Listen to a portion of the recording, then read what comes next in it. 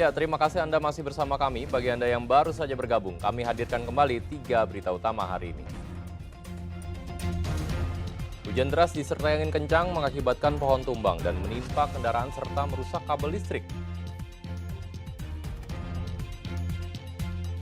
Berhati-hatilah di jalan, seorang pemotor tewas saat hendak menyalip kendaraan di depannya.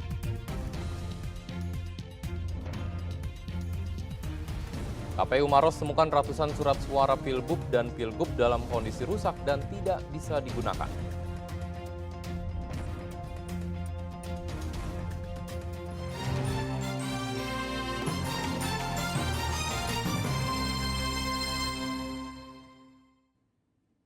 Beralih ke informasi lainnya pemirsa, seiring masuknya musim penghujan, harga tomat dan bawang merah di sejumlah daerah termasuk Parepare mengalami kenaikan.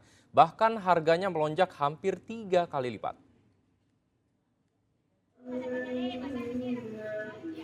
Memasuki musim penghujan, harga komoditas pangan di pasar tradisional Lakesi, Kota Parepare melonjak naik. Dalam sepekan terakhir, tomat yang biasanya dijual dengan harga Rp3.000 per kilogram, naik lebih dari 3 kali lipat. Kini tomat dijual dengan harga Rp10.000 per kilogram. Menurut pedagang, naiknya harga tomat dikarenakan pasokan dari perkebunan ke pedagang mulai berkurang akibat hasil produksi yang menurun di musim hujan. Tomat yang melonjak. Nah, berapa sekarang tomat itu? Mencapai 10.000 1 kilo. Sebelumnya berapa? Kemarin kan harga 3.000, 2,5. Sekarang langsung naik. Langsung naik 10.000. 10.000. Berapa lama ini? Ada 1 minggu, Mi. 1 minggu ini? Iya. Kira-kira apa anunya? Kenapa? Faktor hujan. Hujan. Faktor hujan baru kurang pasokan masuk. Bukan hanya harga tomat yang melambung naik, harga bawang merah juga ikut terdampak musim penghujan. Bawang merah yang biasanya dijual dengan harga Rp15.000 per kilogram, kini harganya melambung tinggi menjadi Rp40.000 per kilogram. Dari 15 naik ke 40. Sejak kapan naiknya itu? Ini sudah 1 minggu ini bawang merah naik. 1 minggu sudah. Baru ya. Itu pengaruhnya apa, Ji? Kurang stok, banyak pengiriman. Banyak pengiriman, kurang stok. Iya. Kalau tomat bagaimana, Ji? Kalau tomat ini, tomat 2.000 naik ke 10.000 deh. Oh, naik juga. Iya. Karena ini stoknya tomat sudah kurang. Kurang juga. Hujan juga jadi Hujan. agak ya sudah mati begitu. Kurang stoknya. Kurang stoknya. Sementara harga cabai dan bawang putih masih tetap di harga Rp30.000 per kilogram. Selain karena musim hujan, pedagang juga memprediksi harga sayur mayur akan terus naik jelang Natal dan Tahun Baru. Suardi Gatang melaporkan dari Kota Parepare.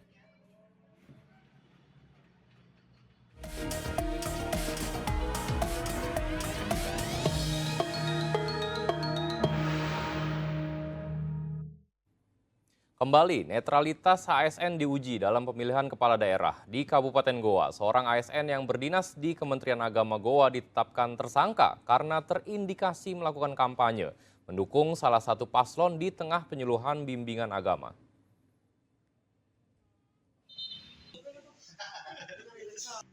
Tim hukum pasangan calon Bupati dan Wakil Bupati Goa nomor urut 2, Husniah Talenrang dan Mawang Syahmuin, terus mengawal laporannya di Sentra Gakumdu Bawaslu Goa.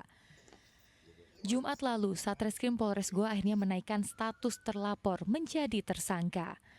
Penetapan tersangka terhadap ASN berinisial SY yang berdinas di Kementerian Agama Goa dilakukan karena terindikasi melakukan kampanye mendukung salah satu paslon di tengah penyuluhan bimbingan agama beberapa waktu lalu. Kasus laporan dugaan pelanggaran pemilihan kepala daerah itu sebelumnya ditangani oleh Sentra Gakumdu Bawaslu Goa. Setelah melakukan proses penyelidikan, kasus itu diserahkan ke polisi karena diduga masuk dalam unsur tindak pidana pelanggaran pemilu. Kemudian rapat Sentra Gakumdu menyatakan bahwa cukup dua alat bukti dan bersyarat untuk dinaikkan ke tahap penyidikan. Itu. Jadi hasil pembahasan kita bersama dengan kejaksaan dan kepolisian di Sentra Gakumdu itu dinyatakan terpenuhi unsur dugaan tindak pidana sehingga dinaikkan ke tahap penyidikan. Tentang dugaan membagikan bahan kampanye berupa jilbab maupun rompi yang bertuliskan atau berlabel stiker paslon Aurama. Tingkat penyidikan ini sudah ada laporan polisi dari Polres Goa. Dugaan tindak pidana pemilihan kepala daerah melanggar pasal tentang pemilihan kepala daerah dengan ancaman hukuman 6 bulan penjara. Andi Muhammad Sadi melaporkan dari Kabupaten Goa.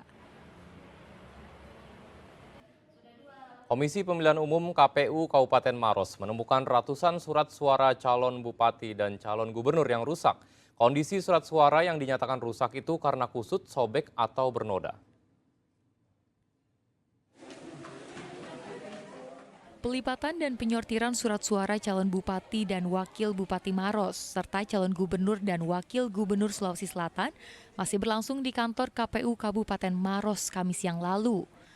Memasuki hari keempat, pihak KPU Maros telah menemukan 189 lembar surat suara calon bupati dan 23 surat suara calon gubernur dalam kondisi rusak. Surat suara yang dinyatakan rusak ini tidak bisa digunakan lantaran kusut, sobek, atau bernoda pada kolom foto. Sejumlah surat suara yang dinyatakan rusak ini nantinya akan diajukan penggantian kepada pihak penyedia, sebab jumlahnya harus sesuai dengan DPT Kabupaten Maros ditambah 2,5% surat suara cadangan. Selama ini alhamdulillah atas kerjasama teman-teman yang di sini Bapak Ibu itu cukup. Dari hari pertama itu kita kan molor dan kita targetkan ini di jam 8 sampai dengan jam 17.00.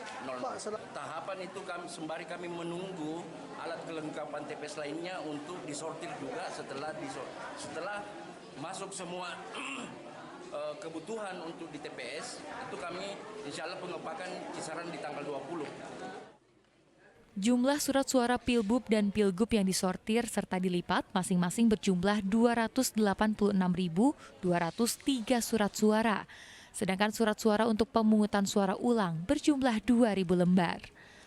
Proses sortir lipat ini rencananya berlangsung selama 6 hari dengan mempekerjakan 120 lebih orang warga. Raisa Habu melaporkan dari Kabupaten Maros.